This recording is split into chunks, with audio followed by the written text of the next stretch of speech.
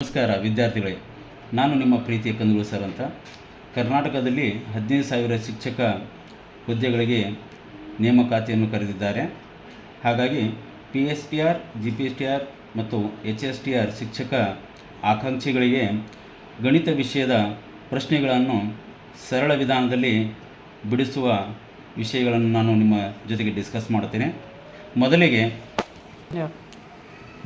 ಮೊದಲನೇ ಅಧ್ಯಾಯ ಕ್ರಮಯೋಜನೆ ಮತ್ತು ವಿಕಲ್ಪಗಳು.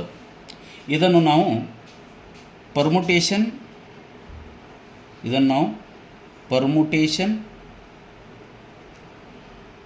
ಆ್ಯಂಡ್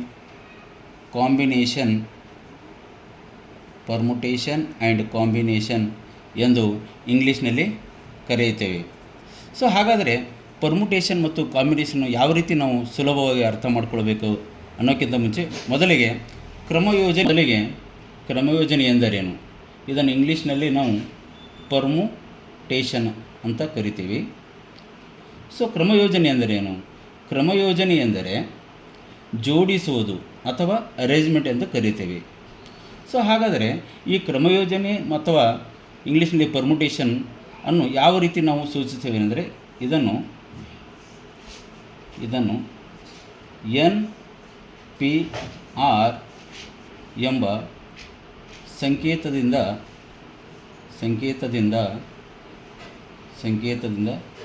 ಸೂಚಿಸುತ್ತೇವೆ.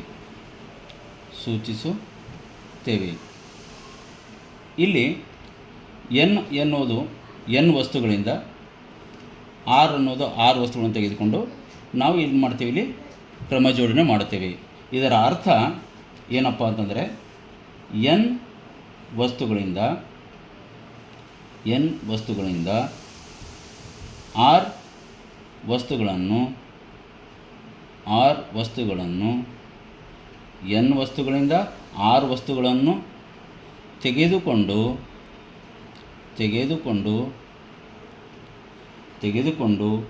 ಒಂದೊಂದು ಸಲ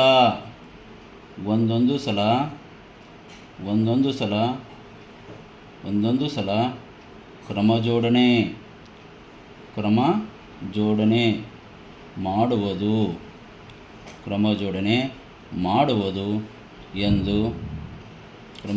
ಮಾಡುವುದು ಎಂದು ಇದರ ಅರ್ಥ. ವಿದ್ಯಾರ್ಥಿ ಒಂದು ಸಲ ಅಬ್ಸರ್ವ್ ಮಾಡಿ ನೋಡಿ.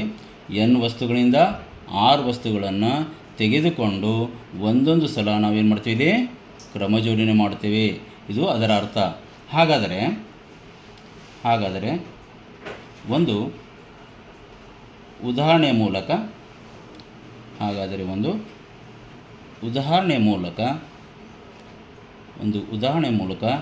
ಇದನ್ನು ತಿಳಿದುಕೊಳ್ಳೋಣವೇ?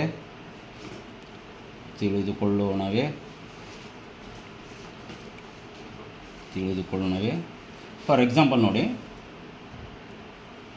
3p2 ಇದನ್ನು ಯಾವ ರೀತಿ ಬರಿತೀವಿ? 3p2 ಅನ್ನು ನಾವು ಮೂರು ವಸ್ತುಗಳಿಂದ ಎಷ್ಟು ವಸ್ತುಗಳು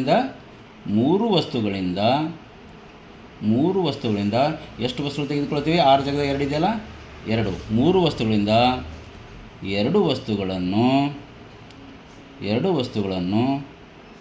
ತೆಗೆದುಕೊಂಡು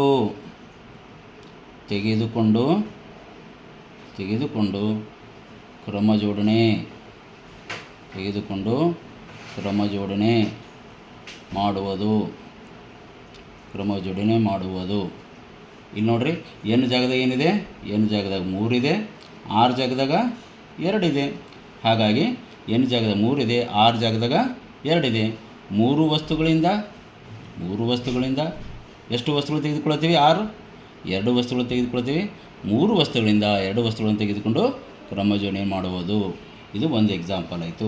ಇದೇ ರೀತಿಯಾಗಿ ಇನ್ನೊಂದು ಎಕ್ಸಾಂಪಲ್ ನೋಡೋಣವೇ? ಇಲ್ಲಿ ನೋಡಿ, 5p3.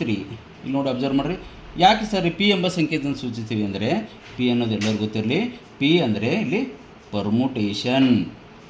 ಯಾಕಪ್ಪ ಬೇರೆ X ಬಳಸ್ಬೋದಿತ್ತು, Y ಬಳಸ್ಬೋದಿತ್ತು, ಬಳಸಿಲ್ಲ. Pನೇ ಯಾಕೆ ಬಳಸಿದ್ದಾನೆ ಅಂದರೆ ಇದನ್ನು ಇಂಗ್ಲೀಷ್ನಲ್ಲಿ ಪರ್ಮುಟೇಷನ್ ಅಂತೀವಿ, ಕನ್ನಡದಲ್ಲಿ ಕ್ರಮಯೋಜನೆ ಅಂತ ಕರಿತೀವಿ. ಭಾಳಷ್ಟು ವಿದ್ಯಾರ್ಥಿಗಳಿಗೆ ಇದು ಗೊತ್ತಿರಲಿ. ಯಾಕ್ರಿ P ಎಂಬ ಸಂಕೇತವನ್ನು ಸೂಚಿಸ್ತೀವಿ ಅಂದರೆ ಇದು ಇದರ ಅರ್ಥ. ಸೊ ಹಾಗಾದರೆ 5p3 ಹೆಂಗೆ ಬರ್ತೀವಿ, ಇಲ್ಲಿ 5 ಅನ್ನೋದು n ವಸ್ತುಗಳಿಂದಂದಾಗೆ, 3 ಅನ್ನೋದು 6 ವಸ್ತುಗಳಂದಂಗೆ. ಸೊ ಇದರ ಅರ್ಥ 5 ವಸ್ತುಗಳಿಂದ 5 ವಸ್ತುಗಳಿಂದ 5 ವಸ್ತುಗಳಿಂದ 5 ವಸ್ತುಗಳಿಂದ 3 ವಸ್ತುಗಳನ್ನು 3 ವಸ್ತುಗಳನ್ನು 3 ವಸ್ತುಗಳನ್ನು ತೆಗೆದುಕೊಂಡು ತೆಗೆದುಕೊಂಡು ತೆಗೆದುಕೊಂಡು ಕ್ರಮ ಜೋಡಣೆ